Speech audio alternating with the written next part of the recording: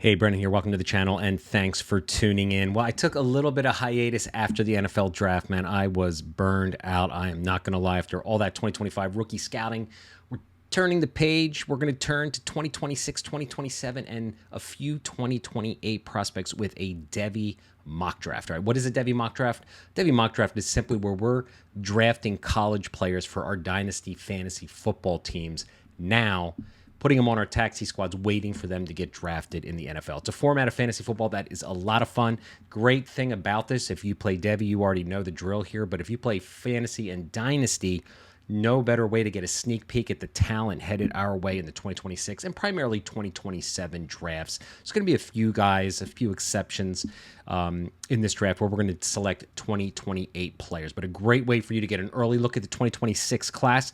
This is a 10-round mock draft that I did on my NFL Draft at Big Board subscription service. We have a Slack chat, solicited guys. We did a Devy draft. I'm only going to go through the first 3 rounds today because I don't want this to be a super long video. If you want access to the remaining 7 rounds, again, are going to be filled with 2026 and 2027 and 2028 NFL rookies headed to our Dynasty rosters, consider becoming a subscriber. Great way to support the channel. At the end of the show or in the show notes, there'll be ways for you to gain access to take a look at what I offer.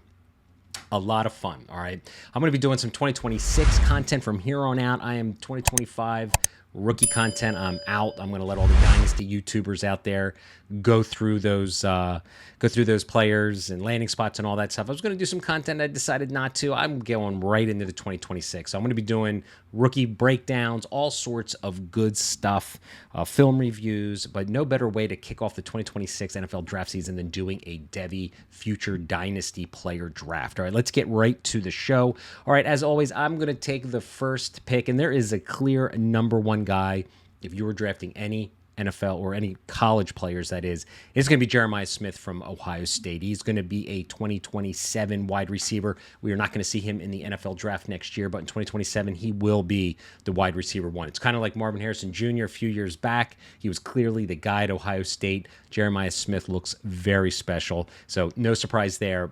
With the first pick, he is going to be my selection. All right, B-Mac here. He takes Ryan Williams, an Alabama wide receiver who really broke out 2027 prospects, so we're not going to see him as a rookie next year. Outstanding freshman season. He broke out early in the game versus Georgia, if you were able to see that. He led the Crimson Tide in receiving as well with 865 yards and 8 touchdowns.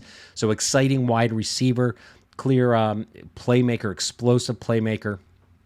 All right, with the third pick, Preston selects Arch Manning, quarterback of Texas. I like how he goes to Texas, just waits his turn.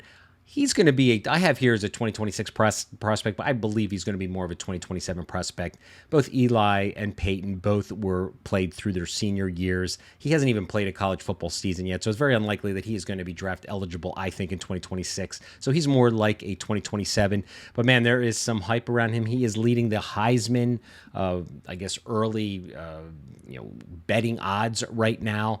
To be special. He kind of filled in for Ewers when he was dinged up last year, and he looks really good, man. He's got a good arm. He's got that mobility that we love as Dynasty players as well. So Arch Manning, not surprised he is selected here. I like his development path as well. Jeremiah Love, running back, taken here by Luigi with the 4th pick. He is a 2026 eligible draft prospect, so we're going to see him. He's the RB1 for a lot of people. Really had a great year last year, over 1,100 yards, 7 touchdowns, 6.9 average. He had 28 receptions out of the backfield. So this is a guy we're going to be breaking down on this channel a lot. In fact, I'm going to be cutting up some all-22 film for my NFL Draft Big Board subscribers this week, and we're going to break his film down and see if he is the RB1. It's still early. He's kind of like the Ashton Genty last year, where Ashton Genty was kind of already the guy. Jeremiah Love from Notre Dame here seems to be the guy at the moment. So, but it's a weak running back class, early prognostication looking at it. But he might not be the number 1 guy by the time we get to the draft next year, but who knows? Good selection there. Lenoris Sellers, selected by Jim here with the 5th pick in the first round. He is a 2026 eligible South Carolina quarterback. He played very well last year. He has the tools for days, man. Big dual threat, 6'3", 242-pound Great mobility. He had over 2,500 yards last year, 18 TDs and 7 interceptions. He also had 674 yards and 7 TDs on the ground. So, we love those rushing touchdowns for Dynasty quarterbacks. So not surprised to see him here in the 5th pick. In fact, I got a pretty big bet on him being a Heisman winner next year. I'm going to be a happy man, if that comes to fruition. But I'm expecting more development from Sellers, and I can see why he's taken here. There's a lot of excitement around him, especially with that mobility upside. Nicholas Singleton with the 6th pick. Now, we were surprised he ended up going back to college. I loved it. I think him and Aller actually want to try and win a national championship at Penn State. My son goes there, so I watch all those games. He could challenge Love as the first running back taken in the draft. His sophomore year wasn't so good, but he comes back. He had just under 1,100 yards last year, 12 TDs, averaging 6.4 yards a carry, and really caught a lot of balls out of the backfield. So he, again, is that dual threat running back out of the backfield. We love that in our running backs. All right, so we'll see him at the draft next year. Most likely, I'm thinking an early day 2 selection.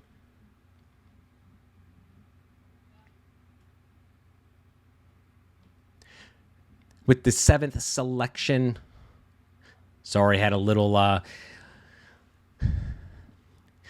technical difficulties there. But anyway, back to the draft. Number 7 in the first round, DJ Lagway, Florida quarterback, 2027 eligible prospect. We will not see him in 2026. Another great quarterback with good size, 6'3", 239 pounds. As a true freshman, he threw for over 1,900 yards, 12 TDs, and 9 interceptions. All right, he's not nearly as mobile. He only had a 101 rush yards, 0 TDs on the ground, but people are excited about him. So he's not going to be that super mobile. I think he has the ability, but he just didn't show that on film last year. Garrett Nussmeier, QB1 for a lot of draft analysts going into the 2026 NFL draft. He had a great first part of the season in 2024 last year. He kind of fell off towards the end. But, man, I'll tell you what, he had 4,000 yards passing, 29 touchdowns, 12 interceptions, minus 38 yards on the ground. And taking into consideration, they do take in sacks and rushing yards in college. So this guy, he's got the arm talent to spread the ball around. He's got wide receiver for days. He has a reloaded wide receiver room. There's no reason he should not be a first-round selection last year. He's just not going to bring that mobility and rushing upside that we love in our dynasty quarterbacks. Cam Coleman, wide receiver, 2027 NFL draft eligible player, really broke out as a freshman, especially his last 3 games. I just put out a film, 3 or 4 months ago on Cam Coleman, showcasing one of his games, what makes him such a great player. He can win all over the field. Love his vertical ability. Really good selection here as a true freshman, almost 600 yards and 8 touchdowns. So you love to see wide receivers, especially playing in the SEC, with that kind of production. All right, 3 more picks here in the first round. Drew Aller, going back to Penn State for his senior year. He's got to just make better decisions. He's got the tangibles and everything in the toolbox. He just has to make better decisions on the fields. I mean, the NFL are going to love his traits with his size. Threw for over 3,300 yards, 24 touchdowns, 8 interceptions. He's not going to have his security blanket in Tyler Warren this year, so it's going to be really interesting. Luke Reynolds, the next great tight end coming out of Penn State. I'm going to predict that right now. The guy looked pretty good in his spot duty last year. As a little side note here, Sam Levitt, the southpaw from Arizona State, one of my favorite players to improve in 2025. I actually put a little money on him as well for the Heisman. He really played well last year. 2,800 yards, 24 touchdowns, 6 interceptions. Love his southpaw. He's a lefty. He's got that gunslinger mentality. We're going to talk about his favorite wide receiver here very shortly, going in the second round, who's going to be an early day draft selection in the 2026 draft next year. But Sam Levitt, you got to love it, man. Quarterbacks flying off the board here in round 1. 2026 looks like it's going to be a good class, everyone. We're going to profile all these players in the coming months, so make sure you hit that subscribe button. All right, Clemson wide receiver. We're going to talk about a few Clemson wide receivers here in this show. Bryant Wesco going at the end of the first round. Sean B., one of my long-term subscribers on the NFL Draft Big Boards, very active in our Slack chat. I know the dude watches a ton of film. Bryant Wesco, good selection, 6'2", As a true freshman, over 700 yards, 5 tutties as a freshman. You got to like it. The Clemson wide receiver room is stacked. So what do we got here? We're looking at the first round in summary. You can see the quarterbacks are going early. It's a risk-reward adventure, but they're all mostly 2026, 2027 prospects. So we've seen them play a little bit and feel a little good about taking them early. Can't win in Dynasty really without good, solid quarterbacks, unless your just team is loaded otherwise. So there's a lot to be excited about with the 2026 quarterback class. All right, let's get to round 2 and have some more fun. The first 28 prospect coming off the board, Decorian Moore. He is an incoming freshman wide receiver headed to the Oregon Ducks. 5'11", 182-pound, explosive 5-star receiver. He's going to be playing with Evan Stewart. You remember that name, right? He was a 2025 eligible draftee who decided to go back, which I think was a good decision to get a little bit more production, a little bit more experience. Dante Moore is his QB now, so he's going to have an inexperienced quarterback. But Decorian Moore, a little tongue twisted here.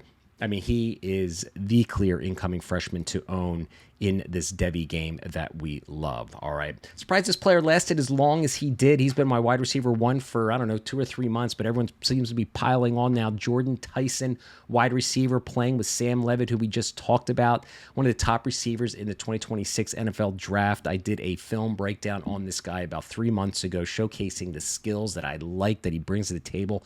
Go check that out. 6'1", 195 pound receiver. He's a red shirt junior. Again, I am tongue twisted here. I apologize. Over 1,100 yards, 10 touchdowns last year. He's got to get over the injury bug. He had an injury early in his career, so he's still a raw receiver because he was injured for I think the first 2 seasons. He got a very significant knee injury, made his way back, but then he got a shoulder injury. And you remember watching Cam Scatteraboo last year, right, in the NFL or in the college playoffs. I think he was really missed on the field. You could tell last year. But Jordan Tyson is going to be a top receiver in the 2026 draft. Go check out that film, like I'd mentioned. Bryce Underwood, quarterback. All right, he is going to Michigan. He is going to be probably starting as a incoming freshman. He is a 2028 quarterback prospect. I have him on a couple Devy rosters already. He got paid too, so good for him. But the wide receiver room is void of any NFL talent. Go take a look at that wide receiver room. And honestly, I've been playing this Devy game for a long time. There isn't a name on there that I'm even familiar with. So his supporting cast is not great, but he has the talent, the size, and the excitement. I can see why he is taken here early in the second round. TJ Moore, another Clemson wide receiver. We're going to be talking about, I think, one more coming up here very shortly. 2027 wide receiver prospect, 6'3", 200 pounds, 651 yards as a true freshman, 5 TDs. Ended the season with a bang versus Texas with a 9-reception, 118-yard, 1 TD performance. TJ Moore is an ascending wide receiver in Devy. It's going to be a good player. The 2027 class has got some wide receivers in it. It could be a deep class in 2027. Another reason you got to hit the subscribe button, because we're going to be talking about all these players way earlier than most people out here on YouTube. Ryan Wingo, Texas wide receiver, 2027 prospect, another true freshman, 472 yards and 2 TDs last year. Arch Manning and him should be making sweet music, man. These two are going to be playing together for the next couple years. Like I said, he's not eligible till 2027. So Ryan Wingo has a huge opportunity to really increase his value next year. Love this pick here in the middle of the second round. Okay, running backs have not been selected much here in this draft so far, but Nate Frazier, Georgia running back, I think he's going to be the next best Georgia running back. Georgia's been just spreading the ball around to so many people, still trying, I think, to find that bell cow. I think Nate Frazier had a really good year last year, 671 yards, 8 touchdowns. He led the Bulldogs in rushing. I expect him to carry the load this year and get the bell cow carries that we are used to seeing in the past in Georgia. Let's see if it happens this year. Carnell Tate, a wide receiver from Ohio State, 2026 eligible next year. You can't pass on Ohio State wide receivers. He is going to be playing alongside Jeremiah Smith as well as some other good receivers. 733 yards as a true junior, 4 TDs playing with Jeremiah Smith. He could really rise this draft cycle. I really believe that he could take his game to the next level. I'm going to be cutting up some all-22 film for my NFL Draft Big Board subscribers this week. I'm going to be doing a film breakdown with Sean B., who just drafted 2 players here previously. So we cut up all 22 films on our Big Boards website, which is pretty cool to give you scouting films for you to scout these players for yourself. Darius Taylor, running back, 2026 eligible prospect, considered one of the top backs in this class. He's not for me. I think he was taken just a tad early in this draft. I just did 3 all-22 film cut-ups for my Big Board subscribers. Just didn't come away impressed with his ability to move piles and his short area quickness. But anyway, he had a junior year, 986 yards, 10 TDs. He was a pass-catching machine last year, 54 receptions for 350 yards. So as a PPR back, I think people are excited about him because he is getting a ton of balls out of the backfield. What's great about scouting players now for the 2026 draft is we get to identify what we're looking for to improve as the season approaches this fall. Darius Taylor, hot running back. A lot of people like him. Cade Klubnik, quarterback. Surprised he fell this far because this guy is getting some serious 2026 NFL draft vibes, man. He is a Clemson quarterback who's going to be going into his, I believe, senior year.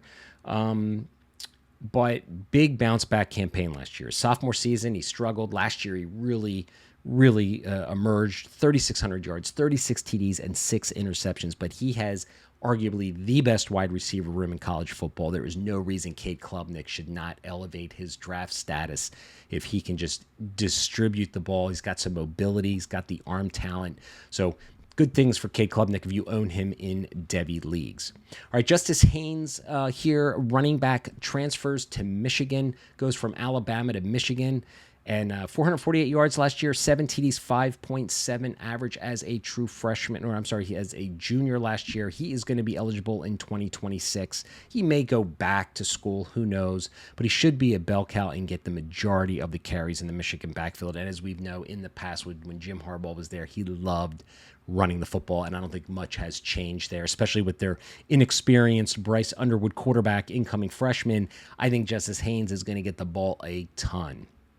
Another explosive running back that burst onto the scene last year, Caden Durham, running back from LSU, explosive, 5'9", 205 pounds, 753 yards, 6 TDs, 5.4 average. He also had 28 receptions. This guy had some phenomenal runs in last year's college football season, and I'm expecting him to get a lot of play this year and continue to get the majority of the carries. All right, now I'm back on the clock here. As you can see with the last pick, I'm going with Antonio Williams from Clemson. I'm taking the 3rd wide receiver in this draft. 2 rounds, and we got 3 Clemson wide receivers, this guy's 2026 eligible. The other 2, we're going to have to wait till 2027. But 904 yards, 11 TDs, 12.1 average catching the ball. Gritty slot receiver who should be easily a day 2 selection in the draft. Really like him.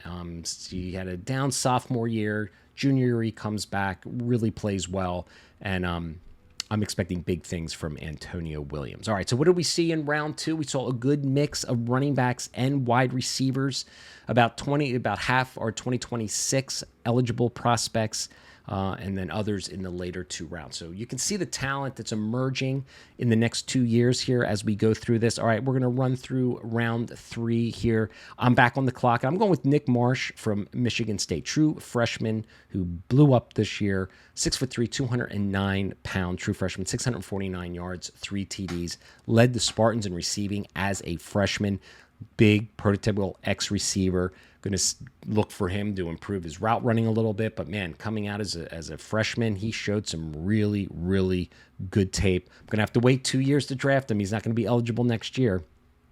But that's what makes this game so much fun. Dylan Raiola, Nebraska quarterback, 2027 eligible prospect, 5-star, who started as a true freshman last year. He's got good size, 6'3", 230 pounds, 2,800 yards, 13 TDs, 11 interceptions. He had minus 65 yards rushing. I was blown away. As I'm preparing for this video, he showed a little mobility when we were watching his high school film, but man, minus 65 rushing yards throughout an entire college season. I can see why he's maybe falling down the quarterback ranks right now. I thought he was a little bit more mobile than that, but he's got a great arm, good anticipation with the football. I'm expecting big things and for more improvement from him. Another quarterback who we're expecting good things from, another 2027 prospect, Dante Moore, quarterback. Okay, he is now going to he committed at UCLA. He transfers to Oregon, and he's going to be playing, you had to wait behind Dylan Gabriel, not such a bad guy to learn from, but it's his time to shine now. He's got the receivers we kind of already talked about earlier in this draft, so he has got good size as well. So good and big things. Lands in a great spot to showcase his skills. There is no doubt about that. It is going to be a boom or bust for Mr. Dante Moore out there in sunny California, or in, I guess, dreary Oregon, right? All right. Evan Stewart, wide receiver. We just talked about it. Oregon wide receiver. He goes back to the to college and wants to refine his skills. I like it. I think it was a big decision. A little undersized at 6 foot, 175 pounds. I'd like to see him build up a little bit more. Last year, he only had 613 yards and 5 TDs, and he's really yet to break out. We were expecting last year to be that breakout, but maybe this is the year. But again, that quarterback is a little inexperienced, so we'll have to see how that plays out. Eugene Wilson III, okay. He is a Florida wide receiver, 2026 eligible prospect. Now, he is he's going to be playing with DJ Lagway, who we spoke about earlier in this draft. His season was cut short due to a hip injury, so he's going to need to stay healthy. He's 5'10", 183 pounds, really emerged as a freshman in 2023. 2024 was a lost season with that hip injury, but he should be ready to go and to continue to march forward. Whether he declares in 2026 or not, we will have to see. Another quarterback who is not really getting great spring reviews, Julian Sayin, Ohio State quarterback. I'm not sure they're figuring out if, I think he's going to start. He should be the starter. He committed to Bama, 5-star prospect, and then in 1 year, he just flips to Ohio State, goes to the arch enemy rival, right? He's going to replace Will Howard, and he's looked okay in camp. Spring camp is spring camp, but reports are he's a little raw, and why wouldn't he be? He's a sophomore, and he hasn't even played. So, I mean, it could be a bumpy season for Ohio State and their quarterback room. Mekhi Hughes, exciting running back. He is going to be draft eligible. Now, I've seen him in top 5 in a few lists out there. So he transfers from Tulane and he goes to Oregon. We're talking about a lot of Oregon players here in this show. 1,400 yards, 15 touchdowns, averaging 5.3 yards a carry. He had 19 receptions. This is an explosive home run hitter. Love the fact that I love players who go from, G4, G5 schools to P4, P5 schools, whatever you want to call it now. But he's going to the big leagues, and it's really nice to see. We'll see what he does, see if he gets the full workload share, replacing the kid that went to the draft this year. We have another 2028 quarterback taken here with the 8th pick, and that is Keelan Russell. People are excited about him. Incoming freshman, headed to Bama, 6'3", 192 pounds. He's going to be battling Ty Simpson and Austin Mack for the starting job. I don't believe he even comes close to it, but you're going to bet on the future here. And this is what's fun in Devy, whether you're taking the Underwood kid and Russell, you're just banking and hoping in 3 years from now, you've got one of the guys that are going to be a round 1 selection in the NFL draft, right? So that's pretty exciting. That's what's fun about Devy when you got these guys on your taxi squad. You're watching them grow, and it can be a painful experience too. Trust me, we've all drafted players, and they don't turn out to be shit, and you're just like, it was a waste, but fun nonetheless. Really surprised. There's 4 players left in this show. We're going to talk about Quentin Joyner, one of my favorite running backs in college last year. He played at USC for 2 years. He's going to transfer to Texas Tech to take over for Taj Brooks, averaged 7.6 yards a carry when given the opportunity. Now, Woody Marks was there last year, so he was the guy. Surprised Joyner didn't stay to, take on that role. but he sees greener pastures. Maybe it's an NIL deal. Maybe there's something else. But he is going to be, I think, one of the top backs in the NFL draft next year when it's all said and done. Eric Singleton Jr., a good value here on this selection by Kiefer, one of my, again, all these people that you see at the top of the board here are all big board subscribers. We do drafts like this all the time to kind of see where the value is, and we do rookie drafts as well all the time. But he's going to bounce back. 1,000 yards last year, 12 TDs, 6.4 average. He caught 41 balls last year. Eric Singleton Jr., I think, is going to be a top 6 or 7 wide receiver in the 2026 NFL draft next year. So keep an eye on that name. So we got 2 more wide receivers, all 2026 prospects here. Jacoby Lane, USC, like this pick here, emerging wide receiver, love this size, 6'4", 195 pounds, 525 touchdowns last year, 12 TDs. He exploded versus Texas A&M in the bowl game where he had 7 receptions, 127 yards, and 3 TDs. That was the last game of the season in 2024, so he certainly put his name out there for everyone to see. But excited to see how he continues to improve his game. And last but not least, Sean B., again, taking a player of my podcast co-host, Jason DiRienzo, loves Mekhi Lemon, wide receiver. Another wide receiver. Just posted an all-22 film for my Big Board subscribers where we broke down his film. Great route runner. Shifty. He's got to get a little bit more physical, but man, he can get in and out of breaks really well. He is a shifty player, and I was surprised to learn that he actually led USC as a sophomore in receiving last year. So stock up for Mr. Lemon. So there you guys got it. There are really the 3 round. Again, if you want to see the other 7 rounds that we did, we go deep, man. That's what we do on the big boards, and that's what we do because we're trying to get an early look at these players. So let's look at the mix here real quick before I let you go. 12 quarterbacks taken, 8 running backs, 16 wide receivers. Pretty good mix. I think people are fading running backs. There's just so few hits in the NFL because, you know, the timeshares in the NFL. Wide receivers, you have 3 on the field most of the time, where you only have 1 running back. Then, of course, quarterbacks, everyone wants the quarterback. Everybody needs a good, solid quarterback in Dynasty. So, all right, there you guys have it. I hope you enjoyed the show. It feels great to be back. Hit that subscribe button. Like I said, I'm going to be doing rookie breakdowns and all sorts of shows on the 2026 rookie class. So, not a lot of YouTube channels out there that are going to start breaking down 2026 prospects for you guys who play Dynasty. So, hit that subscribe button. Join the show. Let's go.